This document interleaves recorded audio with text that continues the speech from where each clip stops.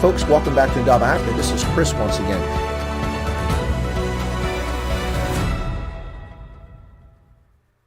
Hey folks, welcome back to Chris Wyatt Africa. Well, actually, it is Chris Wyatt Africa, but this is Answer the Question with Chris and Rob, or Rob and Chris. Take your pick. You know, I was going alphabetically. When that works in my favor, I go alphabetically. When it doesn't, I reverse it. And then I claim that being at the back of the alphabet's never fair, so I go first, Wyatt. But folks, welcome back for a special edition of Answer the Question, which we have been unable to do for the past couple weeks, so my apologies for that. I know that you're just salivating and waiting for the next edition. So special time today. Rob has very kindly agreed to join me. He's probably not quite 100%, so give it up for Rob. Thank him for being here. And with that, Rob, welcome. How's it going? Oh, fantastic. Good to be here again, Chris. Going well, I think. Well, except for my personal health, but yeah, I think it's okay. I refuse to be a statistic, so I haven't gone to get tested yet, but there's no doubt I've got some sort of serious flu. All right. Well, if you see Rob turn his mic off and turn the other direction, I'll just issue a coof alert just to let you all know, so you don't pick up the electronic version of whatever he might have. Anyway, with that said, so Rob, answer the question. I got a couple of answer the questions right up front. One's we're gonna spend a lot of time on, but the first one, let me just tell you about this. So Truth Social has hit the streets, so to speak, for Trump's new platform.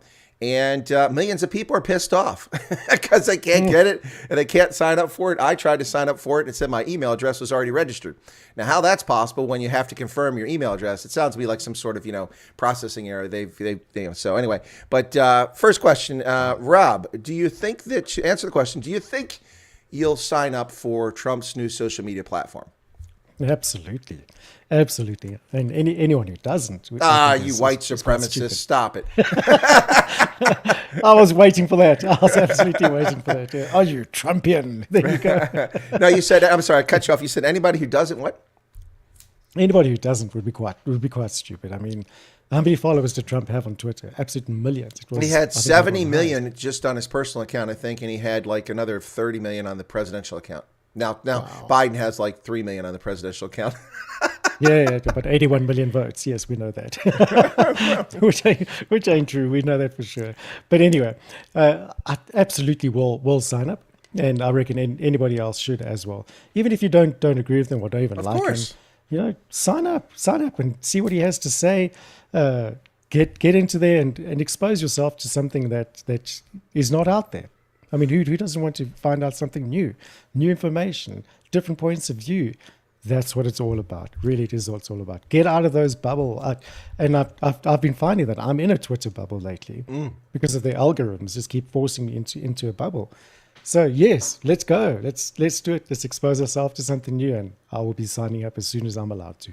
Well, TikTok does that. I stayed off TikTok for a long time because it's a Chi-Com run platform. But I noticed that TikTok diverts me towards things that it thinks I like, and it's right, but it never exposes me to things that might challenge me, and that's a bit disappointing. I like to be challenged. I like discourse. I like to hear what the other side has to say, because then I can just destroy them with the facts. But if I can't see what they're saying, then I don't get that opportunity. That's the thing. So like sites like Odyssey, which a lot of South Africans for some reason have trouble viewing. I think it's because of the distributed nature of the data, because your data is stored in multiple locations to protect it so site can't be taken down, but then it aggregates it, brings it together. And I think that causes hiccups with data connections in South Africa. But Odyssey is one where, they try to denigrate it and say, it's just a bunch of right-wing white supremacists. And if you go to Odyssey, you'll find there's a bunch of left-wing lunatics on there that are prominent on Odyssey. It's not at all what people claim it is. And Trump Social could be exactly the same way. The left would be stupid not to create accounts and go on there just to see what people are saying. I think a lot of people who are neither left nor right, now I'm slightly right of center with my views politically, but I don't consider myself, certainly not right wing, but I consider myself somewhat in the middle, even though I'm to the right, and I'm being honest about it. But I would happy to go there and hear both sides, and then it just seems silly to me to, as you mentioned, put yourself in a bubble. But when the algorithms put you there, it's really hard to overcome that. That's kind of like the algorithms for my channel here. Don't have Chris have any subscribers. No. Exactly. It's the same thing. Yeah, that is the danger of algorithms. But at the end of the day, we're in control of what we want to see. And the more you stick to one point of view and don't seek an alternative point of view, the more the algorithms are going to push you in that direction. So yeah, we ultimately do have control over it. Although I don't know, on Twitter lately, I've been getting some rather disturbing suggestions from Twitter, which are completely opposite to what my thoughts and views. But there again, maybe it's just them testing an alternative view and see how you respond to it. But yeah, I think that the Truth Social is absolutely brilliant. I think it's about time we all knew it was going there. It would either be Trump or Elon Musk that would launch. Well, I still think Elon Musk is going to do it. He's going to control all but the final mile of what you need, and he'll even control the final mile. The problem, of course, is Starlink. Yeah. Exactly, with Starlink, he'll control the final mile. So you'll be able to go directly to the satellite and directly back down with no terrestrial hubs involved. Now, when you're trying to get different websites, Starlink's going to have to go to that terrestrial site. So if they try to sabotage Starlink at that level, that could be done. You know what I'm saying? So if you were to go to the New York Times website and it came from a Starlink IP address, they could block all those IP addresses. So it can be inhibited. But internally, if you just want to chat with people or do things, and that's the key. And this is what I predict with Elon Musk and Starlink. Starlink will have its own internet-based television network with multiple channels and services like DSTV, but better, much better, and Mnet. And it'll also eventually probably have functions like Twitter, YouTube, and Facebook. That's coming. I think that Elon Musk is brilliant, and he probably has this already in the works and is not telling anybody about it. And along those lines, 2 years ago in the summer of 2020, before the choosing that we had here in November, it was a choosing. Before we had the choosing, I said in the summer, because I was already seeing signs that the COOF narrative was winning, like blaming Trump for Chi-Com, nonsense. Trump, he's slow to react, and actually he reacted faster than any world leader when you look at the actual things he did when he did them. I'm not getting behind what Trump did. I think the travel ban from China was silly because it wasn't done properly. Americans allowed to come back from China should have been quarantined on the spot, not allowed to return home and spread the COOF around, which is what they did. Oh, I'm fine. Got to get back to Dallas, and then spread it around because they're selfish little pricks. But sorry for that language. But if you're going to do that, that's the only way to do it effectively. They didn't do that. They just let Americans come back and trusted them, which is nonsense. Look at tax returns. Exactly. You can't trust people.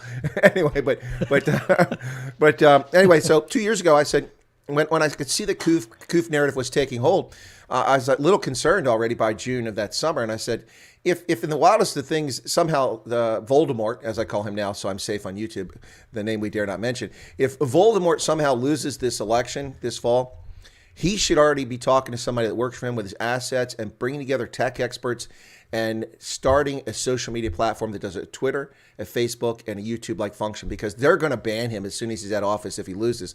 And actually, he wasn't even at office, and they banned him. So on Twitter, I said, so I saw that coming in June, and I was on my channel, and I said they should do this, and I said this is what they have to do: multiple, massive server hubs, East Coast, Southeast U.S., Midwest, West Coast, London, Berlin, Japan, Australia, all around the world, so that it can't be shut down, so that you have redundant systems. You have to have industrial strength security. You have to hire the best internet security people, because you're going to have denial of service. You're going to have fake accounts. You're going to have bots coming after you, shutting down your service, and you're going to frustrate users. And when you launch, it can't be screwed up. It's got to be gold standard, platinum plated. The day you go live, you've got to let people, whoever want to sign up, get in and move on, because if you don't, you're going to screw up. And I said if they do that and they're successful, within the first 48 hours, they'll have 2.5 million subscribers who would be willing, in my view, to pay $20 a month, $19.95, or all around the world people sign up for this. And by the end of 2 weeks, we'd have 25 to 30 million subscribers. At 25 million subscribers, that's $6 billion a year in revenue. And that's what I said. And here we are, a year and a half, almost 2 years later, and it arrived today, and everybody's pissed off because they can't download it. They should have listened to Mr. Wyatt. But yes, absolutely. The DA should have listened to me for the election. They didn't listen to me. They didn't listen to me at all. The DA gets things done. Really? What about the Cape Flats, brother? What about Nelson Mandela Bay? Mm-hmm. Maybe that's why YouTube have been so aggressive with you. We don't know. Well, I don't think YouTube's overly maybe your concerned. suggestions were too good. Well, they may be too spot on, Exactly. No, but I think you'll do well. I think it's going to actually. Yeah, it will. It will. Once the teething problems are sorted out, this will be forgotten.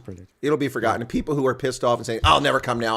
I'm tired of it," they'll come back. The problem is this: is that I saw some person comment on there saying that, well, I don't know what people are upset about. I'll just come back when I can log in. Well, yeah, I appreciate that. But if your name is John Smith, you're screwed. That name is gone. If you want your username to be John Smith, so much for that, I tried to sign up this morning, and it told me that my email address had already been registered.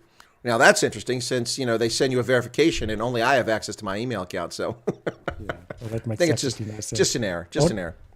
Must be just an error. Well, let's hope it is, and that's not someone actually just spoofing email addresses everywhere, just so that people cannot sign up.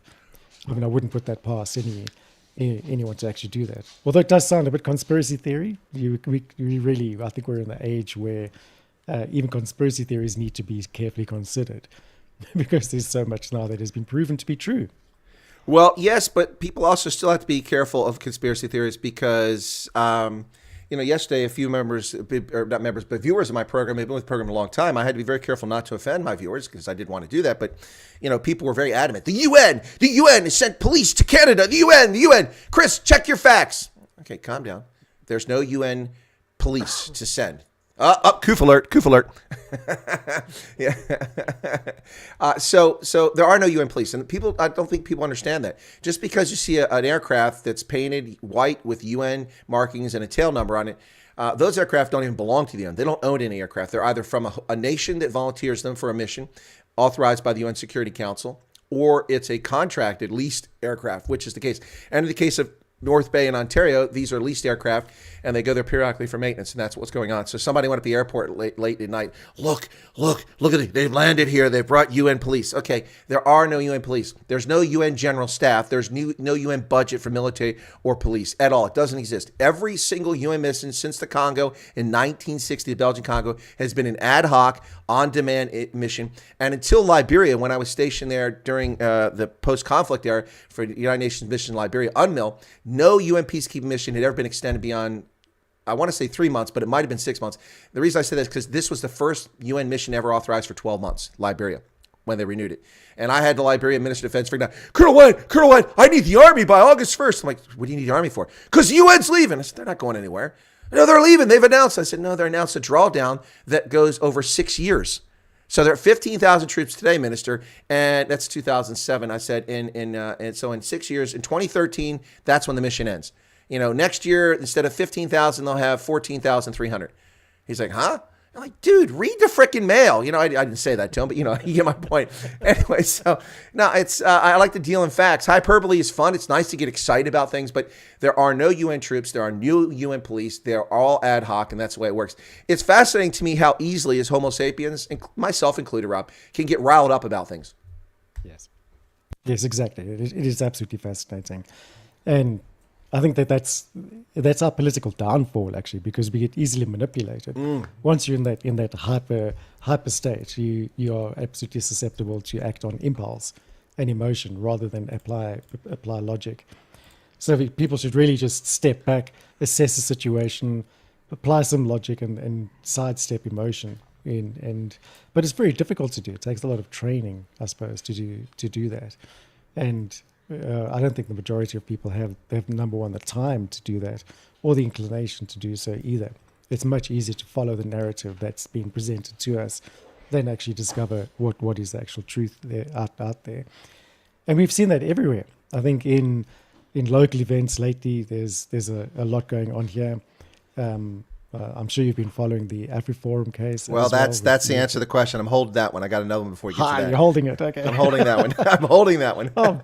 No, let's bring it in. No. We got to get to another one first because that's going to eat up a lot of time. Okay, so we haven't had a chance to talk in a couple weeks. Rob and I don't just call each other up. Our conversations are safe for this program. We get to chat about stuff. So, but Rob, let me. Okay, so answer the question, Rob. Answer the question. Why would Vladimir Putin invade Ukraine? I think maybe the question would be why wouldn't he invade Okay, that's fair because I've been saying that, genuine journalists at the White House press room would say, Vice President, to call him that, but since Jen Psaki's there, Ms. Circleback, let me ask this question. The president said there's 127,000 troops massed on Ukraine's border. How many new troops is that? How many troops are you talking about that were already permanently stationed in the Crimea after it was annexed by the Russian Federation? And how many troops are permanently stationed along Russia's western border with the Ukraine? Now, we're talking about troops in Belarus for a bilateral exercise. Is that 127,000?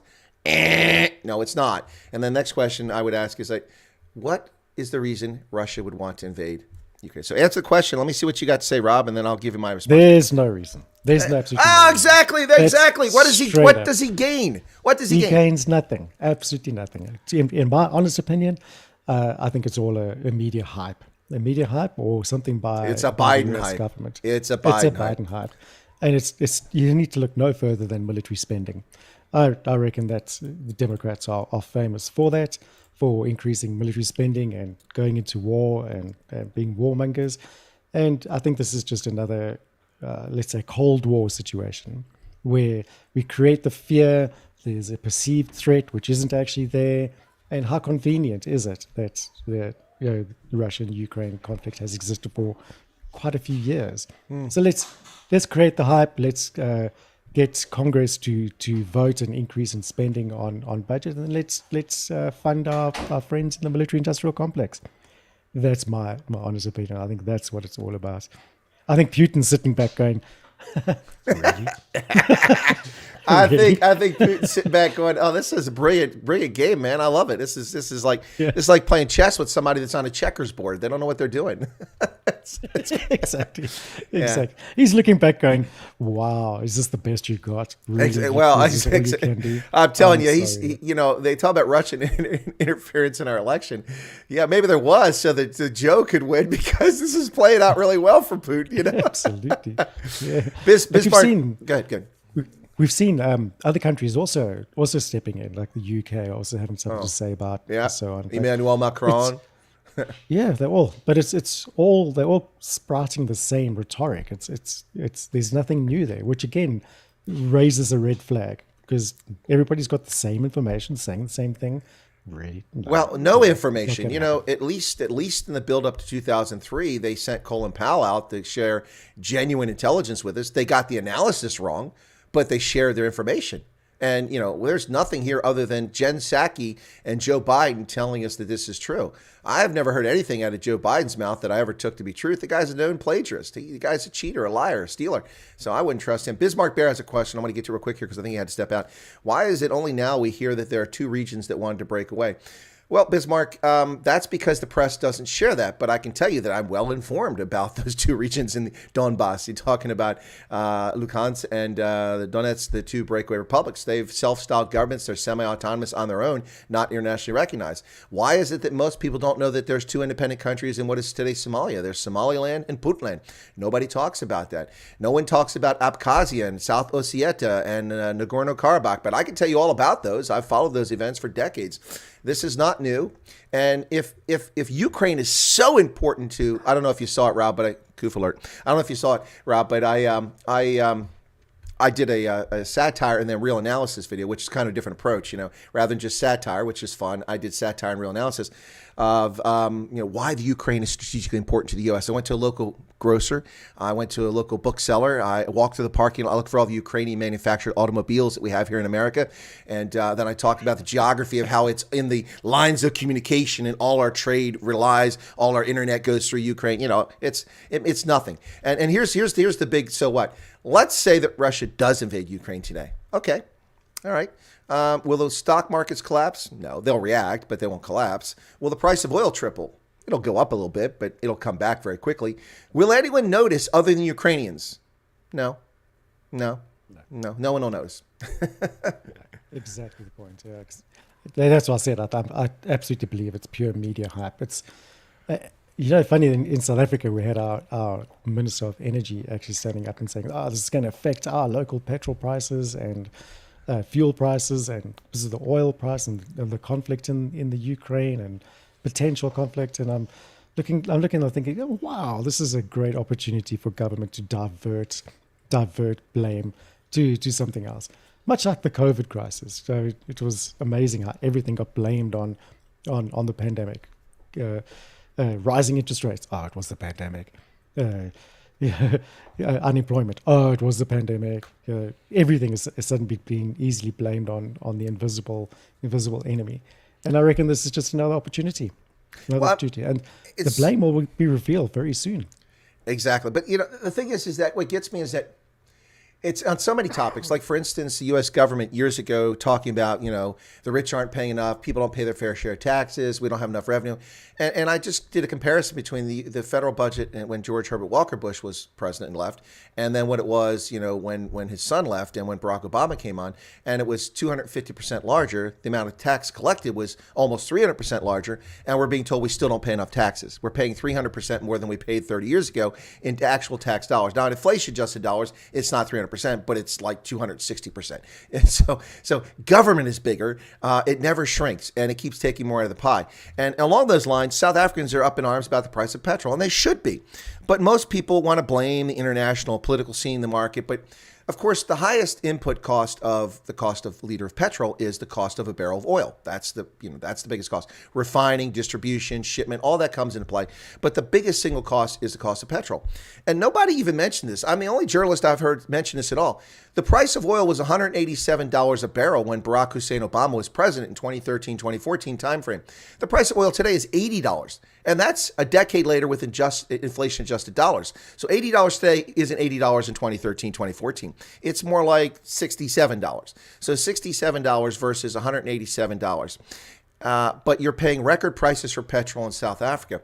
Before apartheid officially ended in 1992, the ANC went on a race-hustling nonsense going, look at the National Party. They've raised the price of petrol. They're all racist, impoverishing poor black people. But you know what? Gwede Mantashe with Cyril Ramaphosa and all you other clown car show clowns, if you took all the tax that you were stealing on the price of petrol off of it, then the price of petrol will be affordable for South Africans because that money is not being used to repair roads. Just take a drive on a number of roads in South Africa and you'll know it's not maintaining it. And it's not being used to pay for the road accident levy because all the people who've had accidents who haven't been paid out can attest that that money's not coming to them. So it's because the government is stealing money. It's not because the price of petrol. And it's just, it beggars the imagination for me, Rob. Such an easy conclusion to reach. Now, someone could refute my conclusion and say, well, you're wrong, Chris, there's this, that, and the other. But in the general sense, what I just said is 100% accurate about how the price of oil and why your petrol is so expensive. But nobody, like here in Pennsylvania, I pay 60 cents a gallon, so about 20 cents a liter more U.S. than I do 30 minutes south of here in Maryland. Why? Because we have outrageous state taxation on our petrol. It's insane. And we were the highest, but California is ahead of us again. Yay, California.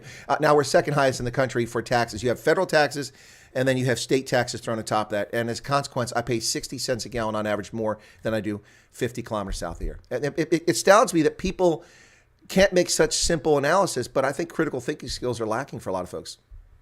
Absolutely. And the exact same thing happens here. And you're absolutely correct. The major portion of the fuel price in South Africa is government taxes. Mm-hmm. And it's because it's a really easy revenue stream for government, and it's pretty reliable as well. People have to travel, they have to move around. We have a non-existent public service infrastructure or public transport infrastructure. Oh, come on, Rob. So, I've been in a combi with 37 other people before. Only 37? It was a slow day. We couldn't get, there was a rather large patron, so we couldn't get any more in. Yeah. So they were only doubling up, not tripling up. No. I mean, the max capacity, I think, is 8 to 11 in those things. So 37 is not bad. 37, brilliant. Yes, the real clown car in operation. That's how it is. But yeah, it's mostly taxes, and they're talking. Actually, today there's these the budget speech, so there'll probably be an increase in fuel levy and so on. And you mentioned as well the road accident fund. Wow. That has been one abused fund, which is now a couple of $100 billion in debt as well. So it's been raided by government. It's been raided by unscrupulous lawyers and everyone else who saw an easy pathway to enrich themselves there through a government or taxpayer funded fund as such. But will it improve? I don't think so. I mean, they're talking about getting rid of the road accident fund now and introducing a different system called RABs. It's pretty much exactly the same thing. RABs. And they've been talking about it for years. They should just call it ROBS, robbery, short for robbery. There we go. Yes, exactly. Government here. Oh, that's brilliant. But I don't think they'll ever drop the taxes on fuel. They've been talking about restructuring it, but I think it's all just talk at this stage. It's too easy as a collection method for taxation to get rid of. And our government's openly admitted they're struggling to collect revenue. So really, there's no way they'll drop the easiest method of revenue collection. Fair point. And look, petrol is about to get a lot more expensive and scarce in South Africa when your refinery outside Durban, which produces 35% of your petrol and your refined products, shuts down here shortly. That's bad news because there's no other refineries in the region that can pick up. So you're either going to have to pay an exorbitant amount to import refined petrol and diesel, which is a very inefficient way of doing things and very expensive, or there's going to be shortages. It's as simple as that. You can't take 35% of the existing fuel supply out and not have an impact on the economy. Exactly. We should reignite all the SASOL efforts. SASOL was the state fuel supply or production or state-owned entity as well. But they have a fantastic method and actually pioneered it to develop fuel from coal. Well, let's be fair. They stole it from the Nazis. The Germans came up with that's true. They made it far more effective and efficient, but it was a German discovery. It was. So they should reignite that. It's cheaper to actually make fuel domestically than it is to import the crude oil and refine it. And especially now we're going to be unable to refine it to the extent that we need it. We're definitely going to have to look at alternative measures again, or pay the price. But maybe that's all part of it. Our president was already saying in SONA about the move to the green economy. So maybe it's a deliberate move to shut down refineries, kill the oil and coal industry, and introduce some favors for friends through the so-called green economy. Yeah, I lean towards that side. The hydrogen economy in the Northern Cape, the $9 billion factory plant, whatever you want to call it. Yeah, no, it's. I can't help but chuckle about this whole situation. You know, looking at your automobile market last year, 464,000 new vehicles sold in South Africa. Italy, same size as South Africa, 1.5 million vehicles sold. 300% more. That's quite a shocker, especially since we should be more, because we should be a growing economy and a relatively young demographic as well, a young country. So those young people buy cars, old people don't. Well, no, they hold on to their cars forever.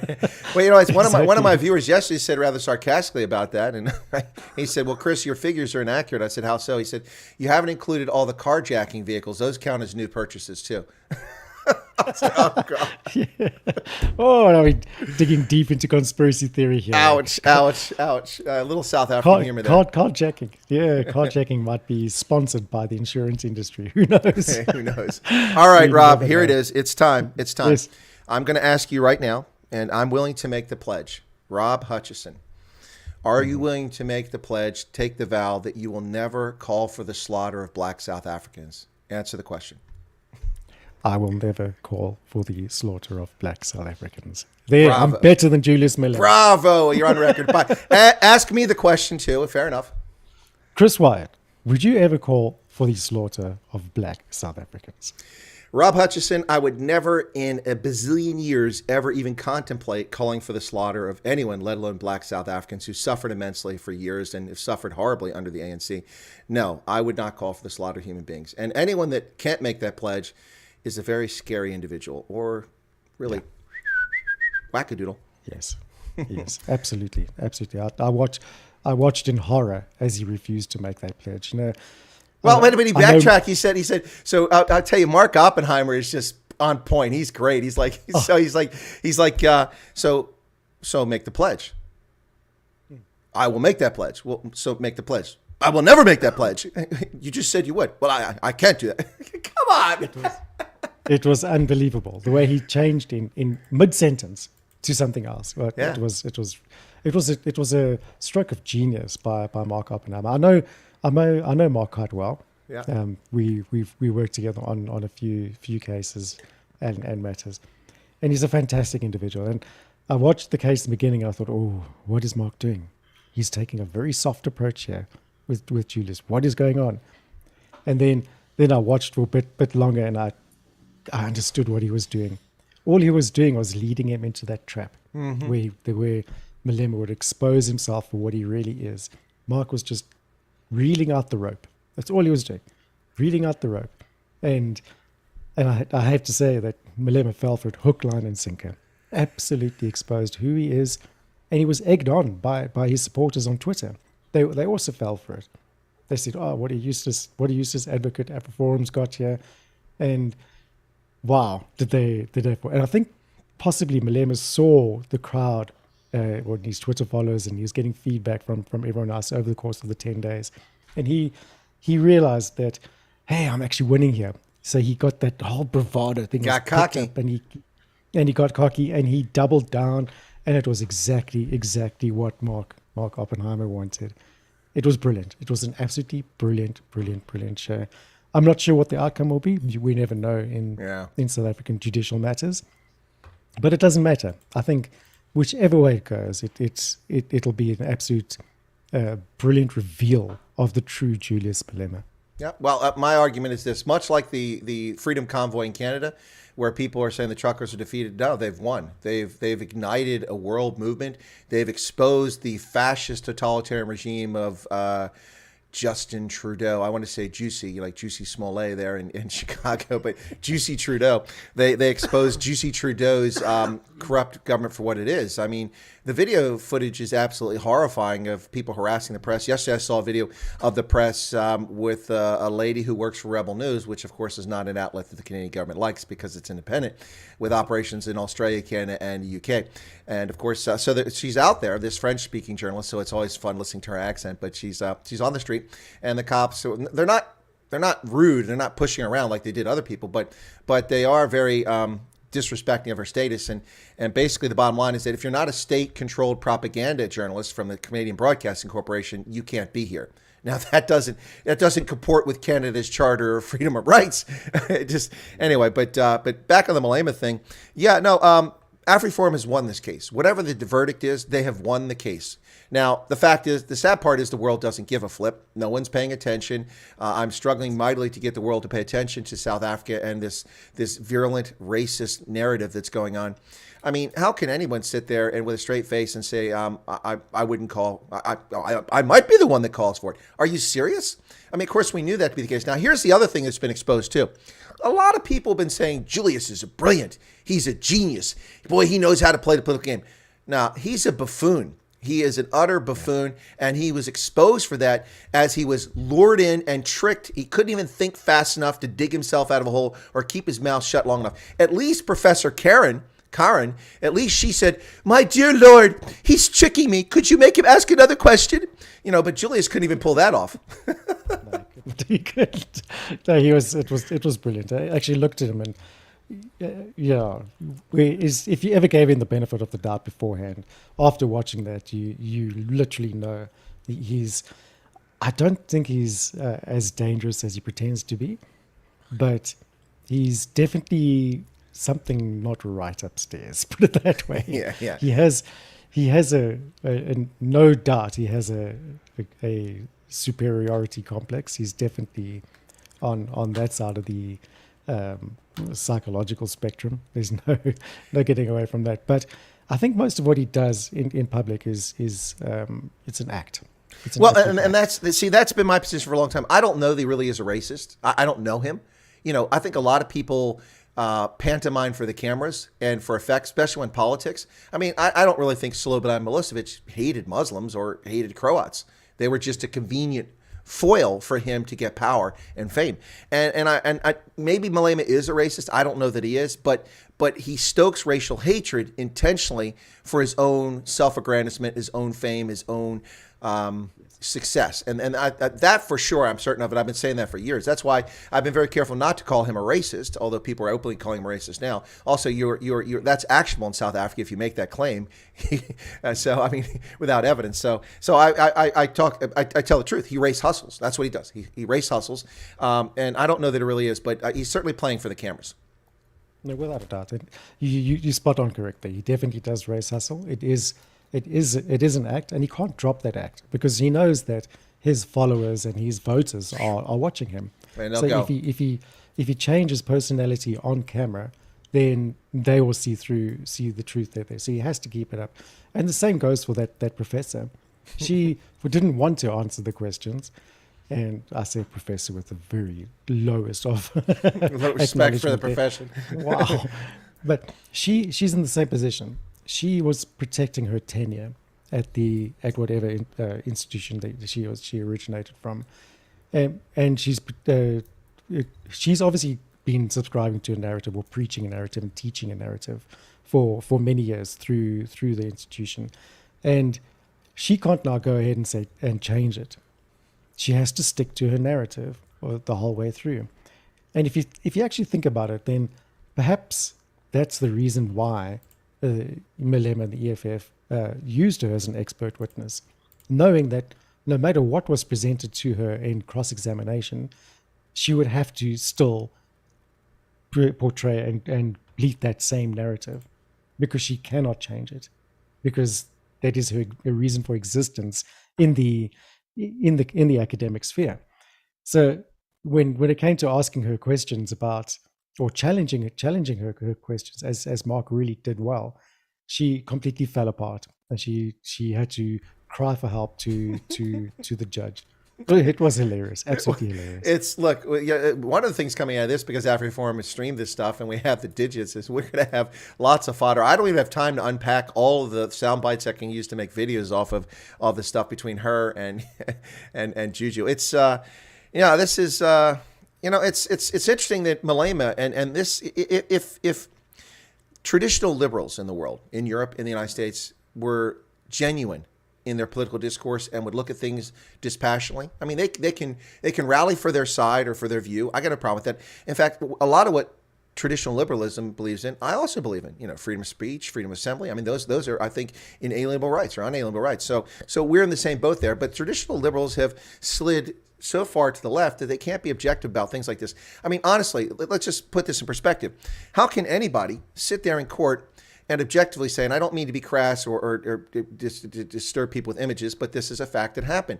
How can the murder of a mother and her daughter with a broken bottle jammed in their vaginas, twisted around to destroy their genitals, and then the blood from that written on the wall saying, kill the Boer, how can anyone compare that with Julius Malema's characterization of, well, the apartheid police broke in my home and they took the blanket off my mother? Really? Now, no doubt that was traumatic for a young Julius Malema, if in fact it did happen. I'll concede that. But equating that with the violent sexual assault and murder of a mother and a teenage daughter, and putting their blood on the wall based on a song that you sing and trying to say it's just culture. Really? Well, what's wrong with the Union flag then? It has nothing to do with the National Party. It predates the party. It was made in the early 20th century as a consequence of the Union of South Africa Act. And as a consequence of bringing together the white population, at least, it included the flags of the Orange Free State, the Transvaal Republic, and in Athol. And it brought it all together, the Cape Colony. And that's the flag. That has nothing to do with apartheid. The fact that you mistakenly think it's apartheid just shows your historical ignorance. It predates that. So how is that banned in South Africa for public display as a sign, a symbol of hate? Yet people can sing actual words to encourage people to murder. And anybody can sit there with a straight face and not make those distinctions. Really is not a legitimate human being, in my view. Yeah, absolutely. I mean, isn't it just the absolutely perfect example of cognitive dissonance? There you go. Two opposing views held at the same time, yet you believe both. It makes absolutely no sense. And that is the problem that we seem to be facing in our judicial system in South Africa as well, where the decisions aren't based on law, but on context. And that you can't base a law and make decisions or judgments on context. The law is the law. Here's the definition. This is hate speech. This is not hate speech. We can't, there's no gray areas when it comes to that. Well, there shouldn't be. I mean, the definition in our constitution of hate speech is any speech that is deliberately used to incite violence, and that's where it ends.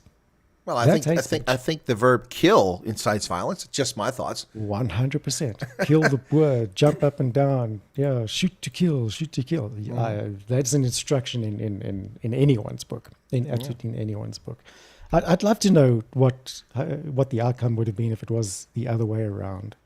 And, Vicky Momberg was up there. She'd get a life sentence. There you go. There you Well, go. in fact, why the difference? In fact, Rob, I said that. I said, okay, so if Julius thinks that's okay, and if this court case said it's okay, and Professor Karan says it's just okay to these are just culture songs, then how about the white minority in South Africa who've been oppressed by the ANC for 28 years now? What if they start singing struggle songs about, slay the Xhosa or the Zulu or the Venda or the Tswana? And if they start singing it, that's just culture. It's just culture. Or don't even go by an ethnic group. Say, slaughter the ANC. Well, okay. Well, that's just culture, man. We're oppressed. This is our liberation struggle. It's part of our culture. No, it's not. It's inciting violence. Well, how can that be inciting violence, but Kill the Boer isn't? That was my question. Right? Absolutely. And then they should call an expert witness as well and she'll be it'll be a black male. Okay. Really expert witness. I mean, really, no, it's crazy. But it's frustrating and humorous at the same time. See, again, we can hold two opposing views there as well. Sad. But it is sad because we know that nothing will really happen with it. But in a way, I'm glad nothing will happen because it will expose the hypocrisy of these types of cases and of the laws themselves. And it might be a turning point. I live in hope that it's a great awakening for everyone to actually see that everything out there is a farce and we shouldn't fall for this rhetoric. But given South Africa's demographic and so on, we know that we are majority of South Africans are very easily persuaded by these types of events. And I think it might actually spur something on politically. Julius Malema treated this entire thing as a political opportunity to bolster more support. Everything that he said there was a political statement, and it was hardly anything about the case. The way he diverted the conversation towards political rhetoric and so on was unbelievable. And I'll give credit where credit's due. He's incredibly good at political speak and at manipulating conversations. But I think Advocate Mark Oppenheimer definitely anticipated that, and he planned it unbelievably well. But yeah, let's see what the outcome will be. But honestly, I don't have hold much hope for it winning AfriForum's favor. I think it's a political hot potato, and no judge will be willing to put himself on the line there to make that decision. Well, I suppose the upside of this is that I think the ANC is terrified of trying to put him in jail because he's convenient, he's a useful idiot, and if you put him in jail, he becomes a dangerous martyr. And so I think that's why they don't want to put him in jail. But this is the Equality Court. They don't have to put him in jail. I don't even know if they have the authority to put him in jail. They can make him pay R500,000. They can make him make a public apology or do something like that. It would take a courageous verdict or by a judge to come to that conclusion. But I think that's an easier bar to get over than, this were a criminal case like him firing a weapon into the air, which, keeps getting punted down the road. And I think in 2097 is when his trial date is now for firing a weapon into the air. So, It's been 4.5 years. It's absolutely crazy. Absolutely. 4.5 years. Yeah. Now, if he had done it again in the time then, what would happen? It's like the Sandef soldier who was just arrested for a cash and transit heist. He was arrested 9 months ago for a cash and transit heist. Why is he in the Sandef? Why isn't he in the brig? Why isn't he a civilian? Why is he in jail? And how many cash and transit heists was he involved in the meantime? And how many fatalities came as a consequence of that because this guy was on the street, still in uniform and committing crimes, along with a SAPS officer? By the way, William Peters says he's proud of both of us. Well, thank you, William. I appreciate it. It's very kind of you. I'm sure Rob appreciates that endorsement too. Thank you. Thank you, William. Thank you. That's very kind. Yeah, we look, folks, we appreciate it. And also, you may notice that on these conversations with Rob, I tend to be a little more chill than I am with some other conversations because Rob is kind of laid back, and so I kind of try to be a little more laid back as we have our Koof alert, have our conversation, talk about these things. But I mean, this is fodder for months, and it's really sad to me. If Rob, if we turn this around, and this was a conversation in 1988, and change the ethnicity of the people saying these things, oh my God, yes, the world would go ballistic. They would be freaking out. The press would be all over it. The New York Times, the Washington Post, the London papers, the Paris Figaro Match, all of them would be going off about this. But the world can't be bothered while a majority oppresses a minority and calls openly for the slaughter of people based on the color of their skin. How hateful of a person do you have to be to want to kill people because of their skin pigmentation? That's really sick in my mind. It is. I think it makes no sense in my mind at all. I mean, those people who continue to go on about racism are ultimately the ones who notice skin color more than any others. And I hope that we have moved beyond that as a society, but clearly we haven't, or there's certain elements within society that don't want to move beyond that because it's a convenient tool of separation and segregation, especially in politics. But the media play a major part in this. When we actually saw in this case that the media definitely were biased in their reporting.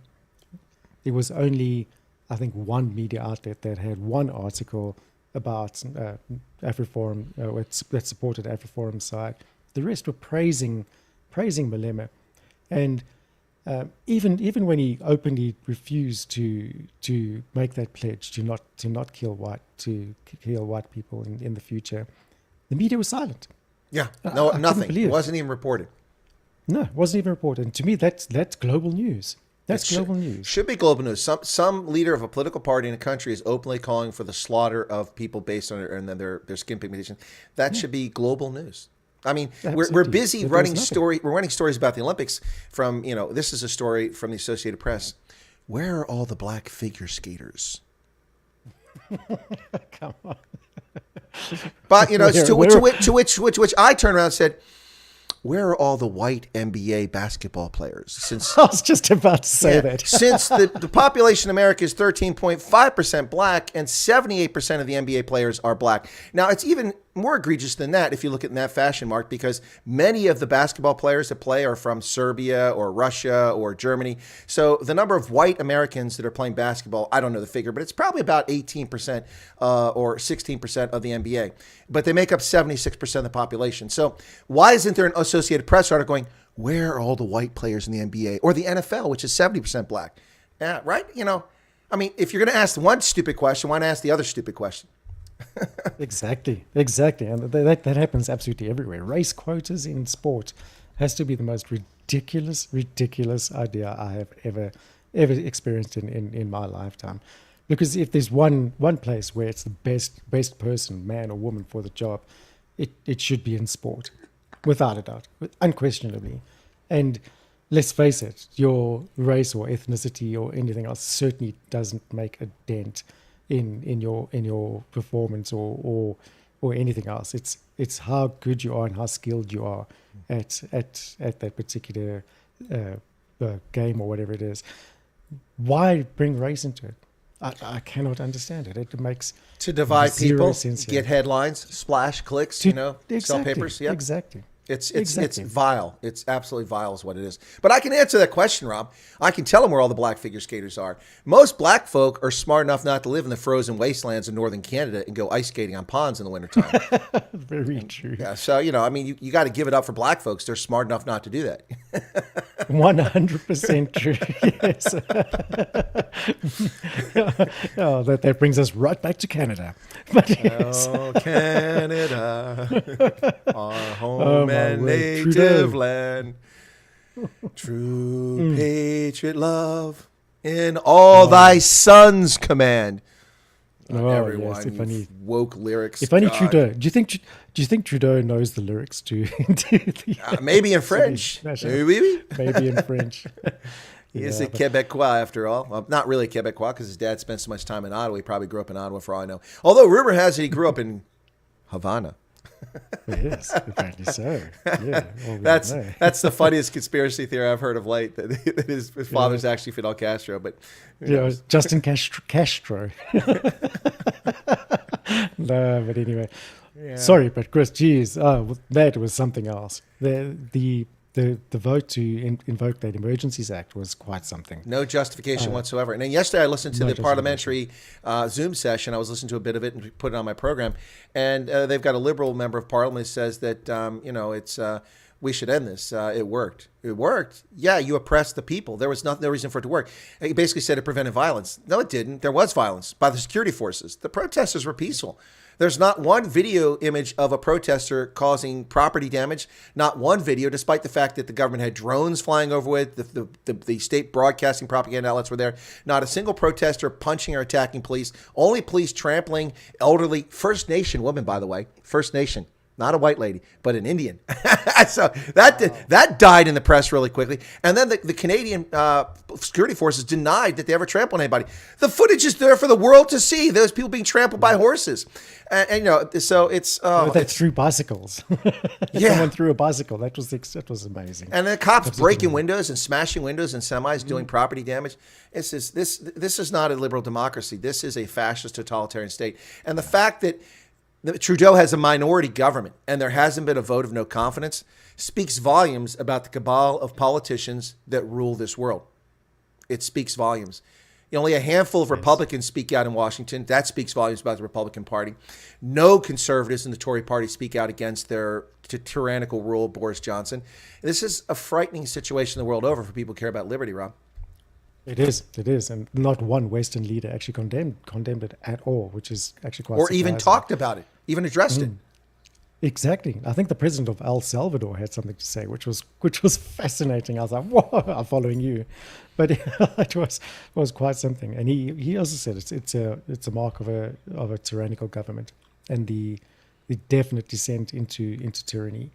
And I guess he would know, but the point here is that if Trudeau managed to do this, Trudeau and his government managed to do this and got away with it, even through a vote in the Senate, that what is next? When will they invoke it again? Because I can guarantee you they will. They will. Well, it's straight down this road, and for something far less severe. It's just a matter of time before mass arrest happen of political opponents. Precisely. That's what's coming next.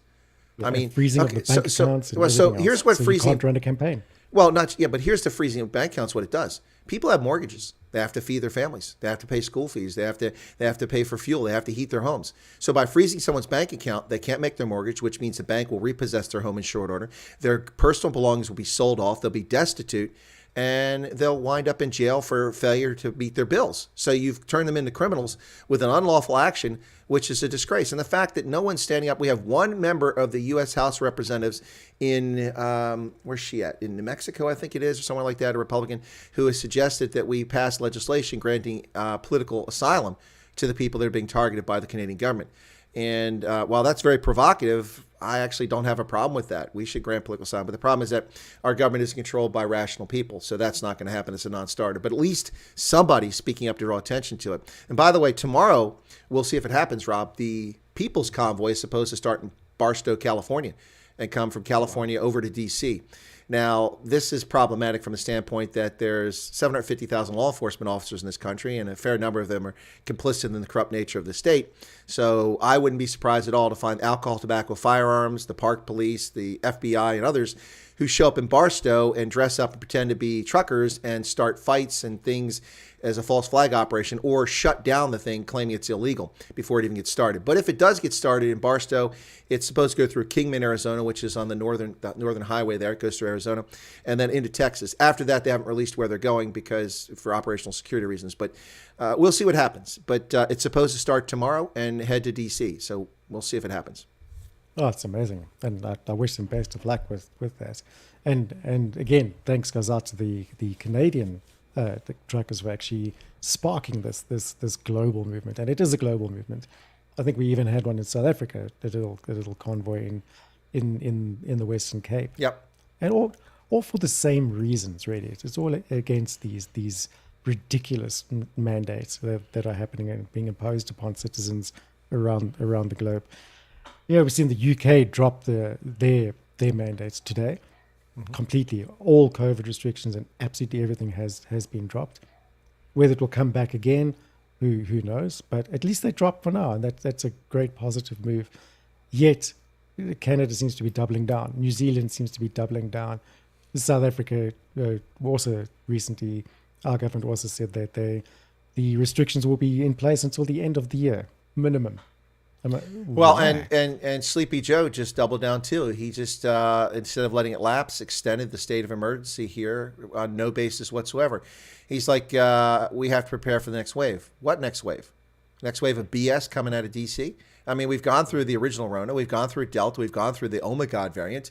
We're just waiting for the next variant. I mean, this never ends. That's what RNA does. It mutates, it changes. There'll be a new one. And when it's not the coof, what is it then? The super influenza? This is just insane. These people, and the fact that there aren't people screaming from the rooftops about this all over America, I find shocking. I mean, I don't get it. You know, I get why the media is not covering it because they're complicit. This is how they get power and fame, and it's really sad. But a couple things in the chat here. There was Fleshingless, who's the poor Welshman trapped in England, asking Hendo, who's a poor South African from Western Cape trapped in England, said, you didn't live in Arundel Castle. Now, notice I pronounced that correctly for the English, Arundel, but that is the incorrect pronunciation. Here in America, we fixed that. It's actually Arundel. Or Rundle Castle. No, but the reason I say that is I lived in Anne Arundel County, Maryland, which is named after Princess Anne from back in the 17th century, Anne Arundel County, and Arundel is what we say. It's Arundel there. I've actually been to Arundel Castle. I have visited probably 300 or 400 castles in my lifetime around the world, and I will tell you, hands down, Arundel Castle is the best castle tour I've ever had. It's the nicest castle I've ever been into in the south of England. Beautiful place. Anyway, so I want to get that in really quickly. Wow. And there was Ron is in Bloemfontein. He's in his hospital bed. Ron, what is going on, brother? I hope you're okay. I don't know if you know this, Rob, but on my old channel, people were so loyal to the channel that we had a guy who went by the call sign, the Right Reverend Rawhide, which was really cool. He sounds like a cowboy, right? Yeah. He had a stroke. And the same day after his stroke, he was in hospital in South Africa watching my program on his mobile phone. Now, that's dedication. That is. Gee, that's fantastic. That's crazy. But I hope nothing. People like that. Well, we haven't seen him for ages. I have a feeling because he was elderly, he might have passed away. And if he did, God rest his soul. But we haven't heard from him in ages. But Deval Kurtz is talking about the events that took place yesterday in Gauteng, in which the cops were following these robbers, and as a consequence, there was this massive shootout. 3 cops were wounded. I think the last count was 8 were dead. Now he says 9 here. Maybe the number's been up of those involved. But this lawlessness on the streets of South Africa is a consequence of the Department of Injustice's unwillingness to prosecute criminals seriously. The consequence of corrupt leaders of the police like Beckett Chile, Jackie Salibe. The list goes on and on. And it's really the Wild West now. I mean, cash and transit heists are happening every day. We had 59 in December and January. That's 62 days, and that's 59 cash and transit heists. That's insane. And they're becoming progressively more violent. Something has to be done. And while all this is going on, ANC officials are still trying to disarm South Africans. Yeah, which is an absolute nightmare. It'll never happen, put it that way. Out of my cold dead hands is a very appropriate statement in this case. But yeah, the cash and transit heists are. There was a whole rumor a while ago that because it was a trend that they picked up just before elections, whether national or local elections, cash and transit heists seemed to peak, and clearly it was to fund political campaigns and so on. And there was an ANC member who worked at Tuli House, which is the ANC's headquarters, who was actually caught. And he's been involved in several cash and transit heists, but nothing's happened to him either. And so we've got to look at the real motivation behind that. I know in this one, I saw it floating around somewhere in the media that 20 of the 25 armed gunmen, and 25 is a huge amount. Yeah, that's an army. That's an army. Yeah, exactly. That's an army. And 20 of those 25 were Zimbabwean nationals, which raises the question as to where was this cash supposed to end up? Back in Zimbabwe? Was it a proper military operation? Or who knows? There's so much going on there we really don't know. And they were incredibly organized. I saw some video footage there. These weren't amateurs. They knew exactly what they were doing, and they those poor brave policemen who actually got caught in it. Well, sure, yeah, my heart bleeds for them. It really is. It's a dangerous job being a policeman in South Africa. It's a deadly job. Getting away from that. I mean, they're target number one. They have no compunction about murdering cops at all. Now we beat up on SAPs a lot, and I think it's fair to beat up on them because of a lot of issues: the inability to process forensic information, do proper criminal investigations, corruption, pervasive across the board. But that doesn't mean that there aren't tens of thousands, if not over 100,000 of the 187,000 police officers who are dedicated, loyal, and trying to do the right thing. They're hamstrung or they're hampered. And despite that, they still try their best. I mean, look at how, I actually felt bad for SAPs in KZN in July because clearly nobody prepared for that event. Even though I warned them on June 29th, when the verdict came down, I live streamed and said, there's going to be violence in KZN. Now, I don't know what it's going to take. I didn't know it was going to be 100,000 people looting, but, I said, there's going to be violence probably around Nkandla, or around Escort. There's going to be cars burned, tires in the streets, people beat, murders. It's coming. This is an internal civil war in the ANC. And the police intelligence, crime intelligence, the military intelligence, the government's national intelligence agency, the party itself, they sat there and did nothing. And this is my argument. Lots of people had different positions, and my position hasn't changed from July of last year. I said it then, I say it now. I'm convinced that there are deep state actors within the bureaucracy of the government of South Africa who were part of the radical economic transformation, who wanted this to happen and had inaction. They intentionally had inaction so that things weren't done. The cops didn't have ammunition. They weren't organized. There were no rehearsals. There was no plan on what to do. It just showed as it all unfolded. We could see it on July 4th, which I'll never forget. So people keep talking about Jacob Zuma voluntarily turned himself in. That's a lie. July 4th, he was required to be at the Escort Correctional Facility on his own to voluntarily surrender. He didn't.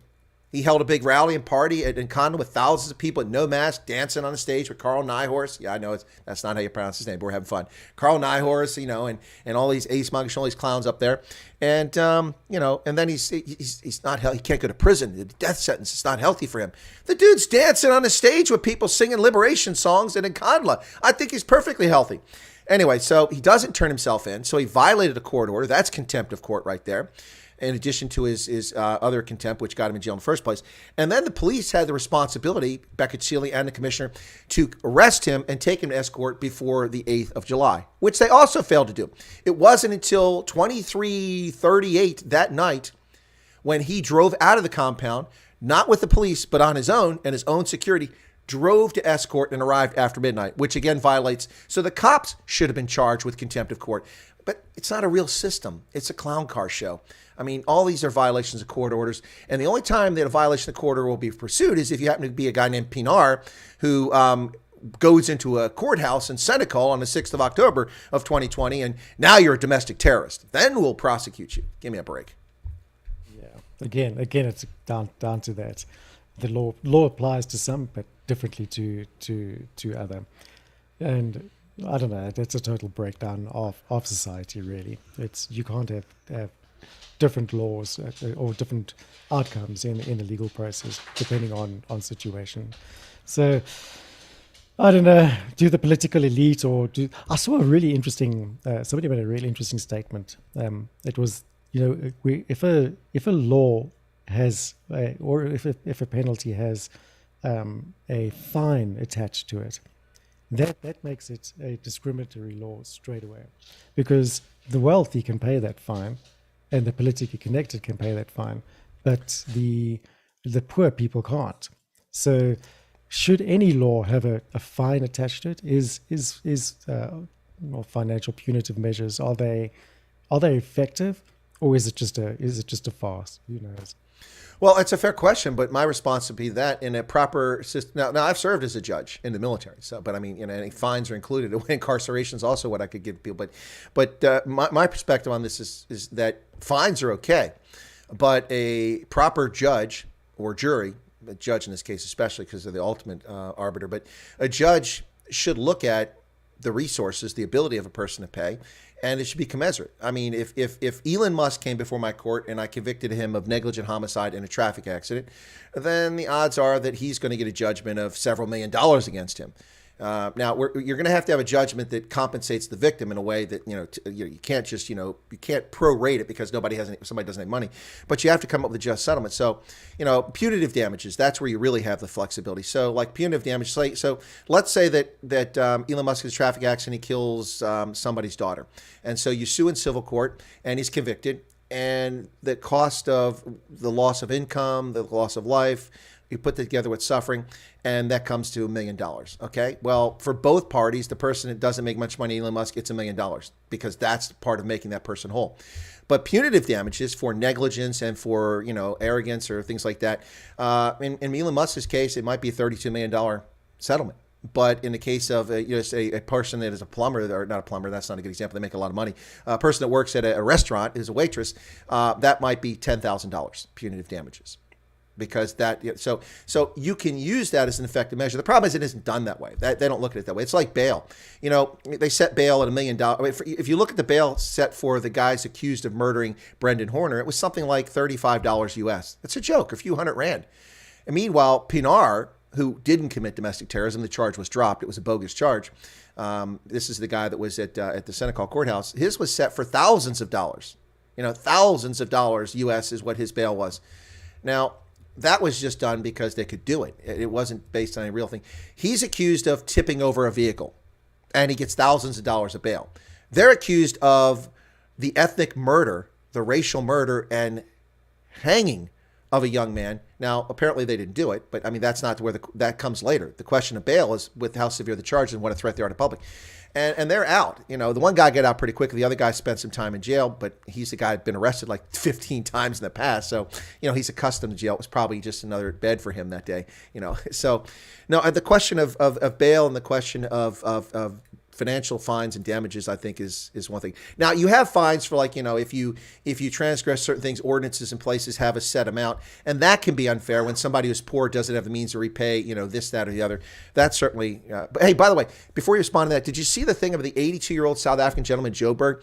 The water pipe burst in his neighborhood at 23:30 at almost midnight. He called the city for hours and the water just gushing out in the street, and they never answered. They just ignored his phone call. So he called a plumber. The plumber came and repaired the city pipe for 30,000 Rand, gave him the bill. So he said, here, he took it to the city and said, yeah, this was broken. We had it repaired. They have handed him 185,000 Rand bill and tell him that he has to pay it. He has to pay 10% per month. He's a pensioner. I mean, what kind of system is this? That's just... I didn't even know about that. But what was their justification for the 185,000? I have no idea. I suspect they're billing him for the water lost. That's the only thing that makes sense. The 30,000. I mean, look, this would have been wrong, but it would have been at least morally correct. Listen, we can't authorize payments to private citizens because you repaired the city. Thank you, but you're going to have to eat the 30,000 Rand. But don't bail him. Don't bill him for 185,000. That's ridiculous. So the clerk at the city said that you should have just let the water run. Oh yeah, in a province that has no water. This is before the rain. This was months ago. A province that has no water, a country that has 12% of the land that's arable. You want me to just let millions of gallons of water be wasted like this when people are going dry and can't shower? That's just insane because you can't be bothered to have people on call to repair things. Anyway, it's just the beauties of bureaucracy. That's all it is. That's wow. I don't understand why there are so many rules and regulations and bureaucracy in government, because that's exactly why government fails, is because all government employees have to follow this set of rules. If they don't follow it, they're subject to penalties or punishment. You can't fire them. So they won't step beyond their own thinking and step beyond their own means. This is how it's done. This is how we have to do it. And it doesn't matter, or the consequences thereof don't really matter. Bureaucracy and real world situations are like oil and water. They don't mix at all. Absolutely. We need to change that completely. But I don't think that'll ever happen, will it? No, I don't think so either. Rob, we should probably wrap up the next couple minutes, give you a chance to get some rest and break. Plus, I need to prep for my next program with Volume to Toy at the top of the hour. But just one more thing before we go. Have you noticed that the city of Joburg is cracking down on delinquent bill payers? They're owed 7 billion Rand in electricity rates and other things. And first question is, how do you allow that to fester for so long? Some of these people haven't paid in 3 or 4 years. That's the first question. Second question is, when you go about collecting these payments, you got to do it in a rational fashion. So what's happening now is that I've heard anecdotal stories from a number of people that they've paid their bill. The city didn't post the payment, even though they have the bank statement showing that they paid it, and they cut their rates off. They just cut their services, no electricity or water. They just shut them off because, well, the city says you owe us money, you haven't paid. But I have evidence of it. Well, it's not in our system. And this is happening all over. And it's pretty frightening because people who've paid their bills. And also, I saw someone, one of my viewers said, the city told him he owed 43,000 Rand in electrical. And he said, no, your meter's broken. The city came out and looked at it and said, yeah, you're right, the meter's incorrect, but you owe us 43,000. What the hell is that? I mean, this is how broken things are in South Africa. Look, I mean, Rob, I think you know that actually I love South Africa and I have nothing but the best of feelings towards South Africa. But I'm not going to sugarcoat things. And I've taken to calling South Africa a failed state the last several weeks. I mean, in every respect, it's a failed state. I mean, we're talking about building an 8 billion Rand planned city in Mpumalanga. And where are we going to build it? We're so concerned about the environment. Where are they going to build it? Directly adjacent to Kruger National Park. and this planned city in Mpumalanga, not only is it going to be right next to Kruger Park, which is environmentally sensitive, but it's going to be comprised of RDP housing. That's the housing. And it's going to be small garden plots. And that's going to solve South Africa's residential and economic woes. 8 billion Rand. Yeah, give me a break. No, that's absolute waste of money. And there's been a lot of talk about these smart cities that are going up, especially by Ramaphosa. He loves talking about smart cities, and there's a budget for this one, and the Gauteng Premier wants to put one up near Lansera Airport, and it's going to cost a couple of billion Rand. I think it's all talk. I really do think it's all talk. It'll never happen. It's part of the greater plan, the UN Agenda 2030, is to create smart cities and high density areas, and our government knows full well that if they bleat that rhetoric, then they get into the good books of the United Nations, and along with that comes the funding, or the promise of funding, and our government is desperate for funding. So I reckon it's all just talk around that. They will never be able to pull it off. We have an incredibly incompetent government who literally cannot do anything. They cannot. So this pipe dream of smart cities and massive rollouts of free housing and RDP housing, it's never going to happen.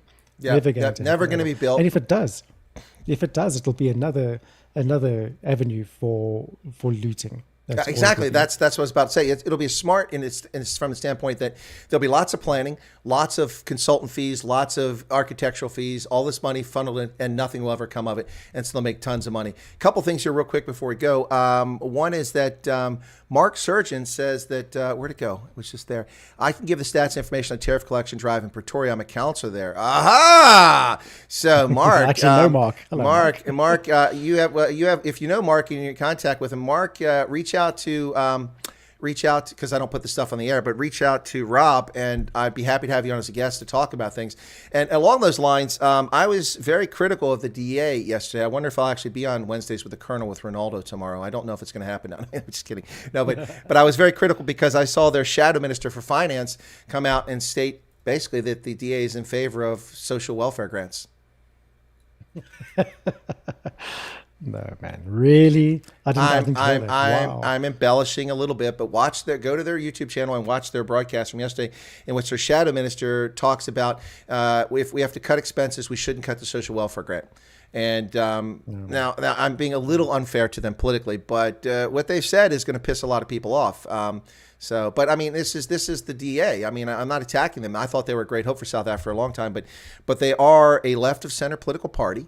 That is comfortable with some things that will make people who are in the center or conservative a little uncomfortable. And welfare is something that makes people who believe in earning your way in life uncomfortable. You know, welfare for people who have fallen on hard times or something tragic has happened, that's okay. That's empathy for fellow human beings.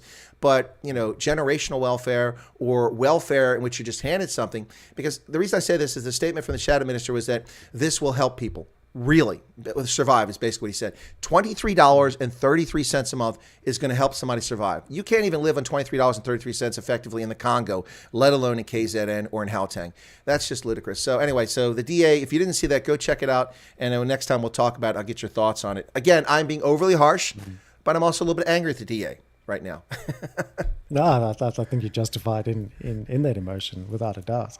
Yeah, the goal of any political party or any governing party or party who wants to govern should be to reduce the amount of people on welfare.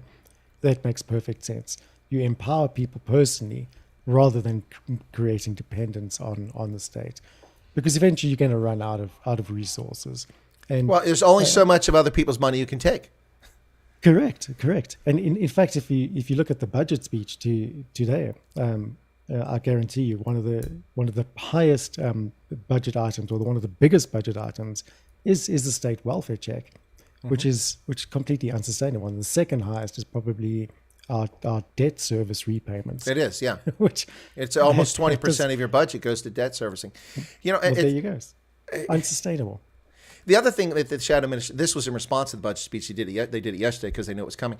And the other thing he said is that, and this is what irritated me, and this is why I got angry with the DA, is that they are in favor of indexing the SASA grant payment to inflation. Well, my paycheck isn't indexed to inflation. I don't get more money, so you're going to give handouts to people and then increase their handouts with inflation by taking more money out of my pocket. I live worse or poorer so that you can support other people. How about you push forward to eliminate broad-based black economic empowerment, systemic racist legislation, and you take the government's hand off the neck of entrepreneurs? And that, one thing he also said too, kind of irritated me, we're going to run a little longer than I expect here, is that he said there's no quick solutions, there's no easy way to recover South Africa's economy. I disagree wholeheartedly. I can fix South Africa's economy almost overnight. Not permanently, but I can turn the tap on to start growing the economy. How do you do it? You scrap broad-based black economic empowerment. It's gone. Then you disavow and you end all efforts to go with this ludicrous expropriation without compensation to restore confidence in the market and bring foreign direct investment. I'm not putting money in South Africa when you're going to take it away from me because I have the wrong skin pigmentation. Just confiscate it. So you get rid of those two things, and then you start moving on a number of other things. That will free things up. Donald Trump, Voldemort, when he became president on the first day, took a pen and erased over 10,000 needless, duplicative, ridiculous, economy-crushing federal regulations that didn't improve the environment, didn't improve our quality of life, didn't improve our water quality, just got rid of all of them. Decades of nonsense put in the federal code. He wiped a pen. And then he had tax reform, which resulted in over $1 trillion, which the press never talks about, coming from offshore banks back to America, invested here, building factories, creating jobs. All of that just with a stroke of a pen, and then one bill that got passed.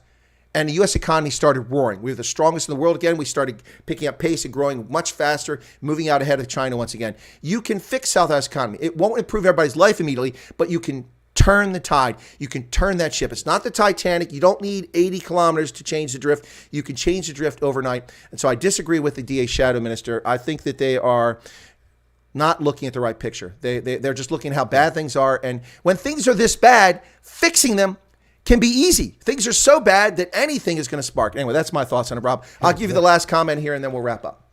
Oh, no, I absolutely agree with you on the economic thing there as well. It's without a doubt the best solution. And I think Trump had some great ideas, and which will really work in South Africa. But we seem to be going the opposite direction. Our government is hell-bent on being rescued by international forces, most likely China. And that's not going to work out for South Africans. It might create an economic upturn in the short run, but it's not long-term thinking at all. We need to become more independent, more self-reliant, and boost our economy locally. Bring industry in-house again. Stop exporting all our goods and absolutely everything, and bring it in-house, and then we can become a powerhouse again. And there's no reason we can't. There's absolutely no reason we can't. We've got incredible resources. We've got a willing workforce at this stage with the high unemployment rate. People will work. And we've got all the resources. They just need to be put together. So maybe it does require some radical thinking. And I didn't know about the DA thing, but it's sad to hear it. It really is. But I'm sure there's other parties out there. And I know Mark surgeon who you mentioned there is actually probably a good guest to get on. He's from the Freedom Front there, councillor there. So I kind of figured that. let's yeah. And I've seen some of their economic policies, and they're actually really worthwhile. And you're absolutely correct. Got to get rid of BEE and every iteration thereof, and free up everything and create incentives for entrepreneurship in South Africa.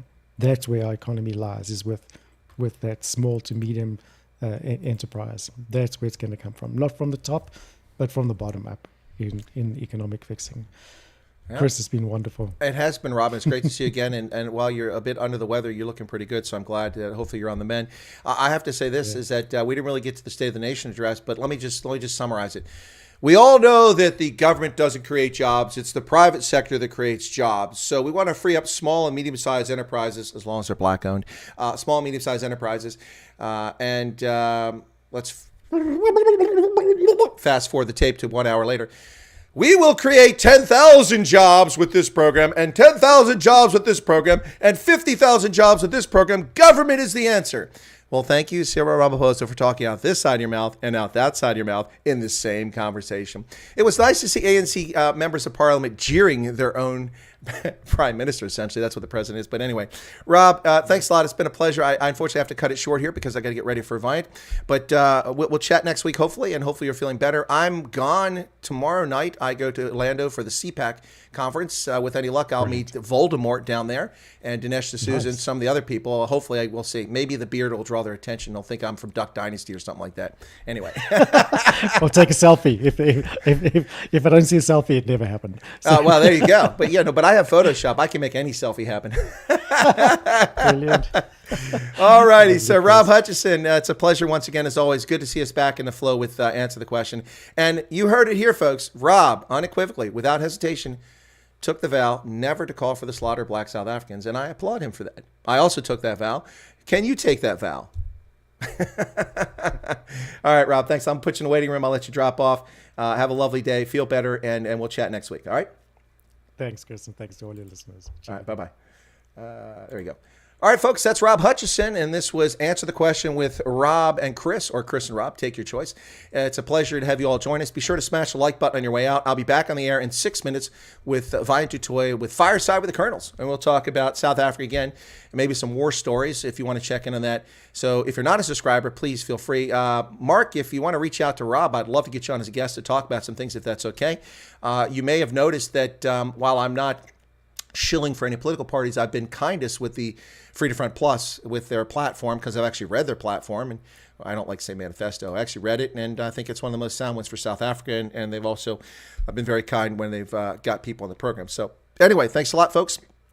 Back shortly here with Viant Tutoy at the top of the hour. So thanks a lot. Appreciate your support, and we'll catch you here hopefully in 5 minutes on Chris Wyatt Africa. Thank you very much. Be safe and take care of yourselves, everybody. Thank you very much.